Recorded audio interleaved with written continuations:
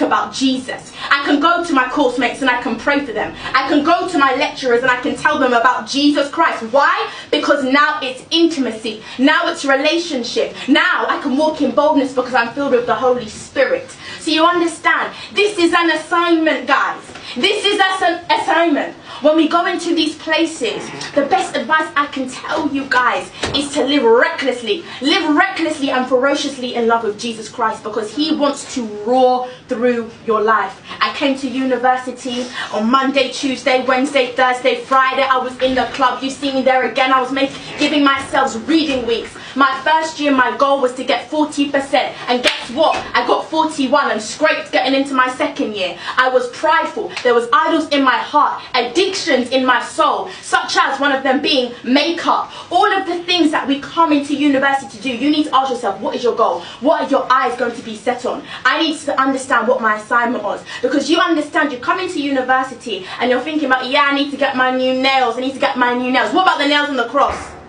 What about the nails on the cross? You're like, oh yeah, I need to get my hair, I need to get all of this. What about the mind of Christ? Do you have the mind of Christ? I need to get my outfit done. I need to get my fit, all of this kind of stuff. I need to wear this type of stuff. What about your armor?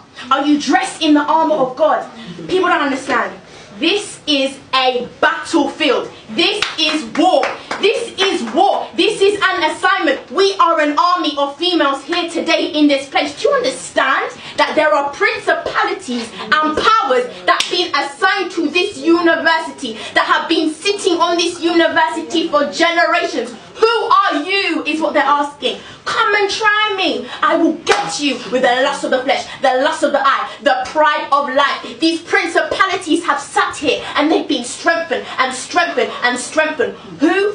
By who? By who? By other students who are indulging in all of the things that we have not been called to indulge in. Do you understand? People who are living life, the worldly thing. There's a principality of worldliness that just infests universities. Why? Why do we have this? Because we're called to be alive. Because we're called to come into this place and conform it to the image of Jesus Christ.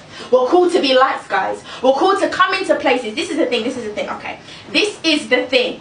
We come to university and we're like, oh yeah, you know, uni, you know, what can I offer, these types of things. Do you know who you are? Do you know who you are? Do you know what's inside of you? Do you know what you have inside? Do you know what God has placed inside of you? A lot of us, you see, we're being whacked here and this way by people and demons and all of these types of things that are causing us to be afflicted. But God's called you into freedom.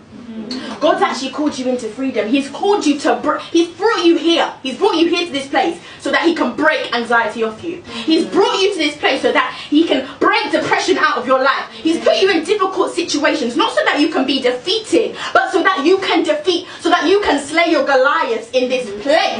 In this place. The Lord wants to move in this place. He wants to cause revival. People are dying at university. Do you know people are committing suicide? People are committing suicide because we are believing the lie that we cannot spread the gospel. That's why we're believing the lie that no one needs to hear the gospel of Jesus Christ. We came for a fellowship, we came for a fun time, but I can't leave this place. I cannot leave this place without telling you guys that we've got souls to save.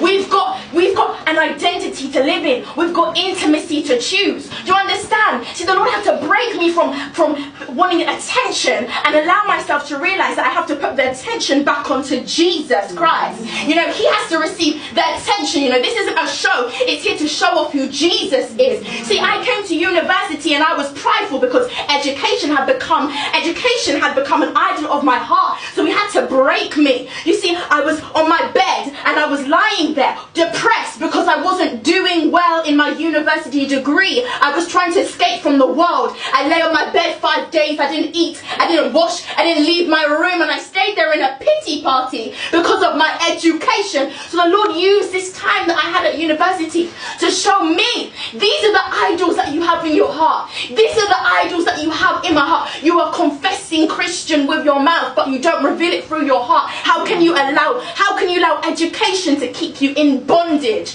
when I called you to freedom. So I was living that life when I wasn't doing well in my degree because I wasn't in obedience to God, and I didn't even know that I could ask God what to do with my degree when I came to university, because I thought I knew God, but I didn't know God, because I didn't even know that you could hear from God. I didn't know that he could actually be the Lord of your life. He could actually steer your life. I read passages in the Bible, but they weren't a reality.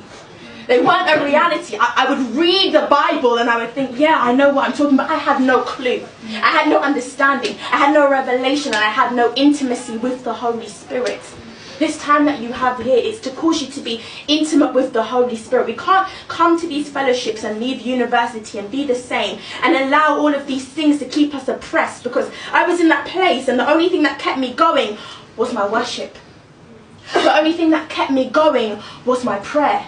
Was it my degree that kept me going? No, my degree failed me, and my degree had me bedbound, crying every night, trying to escape from life through me sleeping. And even in my dreams, the enemy would haunt me because I would still be having dreams of me failing. The only thing that kept me going was prayer. The only thing that kept me going was worship. The only thing that kept me going was intimacy. And people ask, oh, why does God use you the way that he does? Why? Why? Because I've learned to be broken. I've learned to be broken in his presence. Some of us, we come to these fellowship events, but you won't catch us one-on-one in intimacy with Jesus when we're in our rooms. We come to these fellowship events and we won't tell God about our problems. We won't submit things to him, and then we want to do this and we want to do this, and we say, God, you're the Lord of my life. No, he's saying, I'm not the Lord of your life. Who am I to you? Who am I to you? So I've come here today to tell you that it wasn't until I submitted my will to the Father's will that he turned my university testimony around.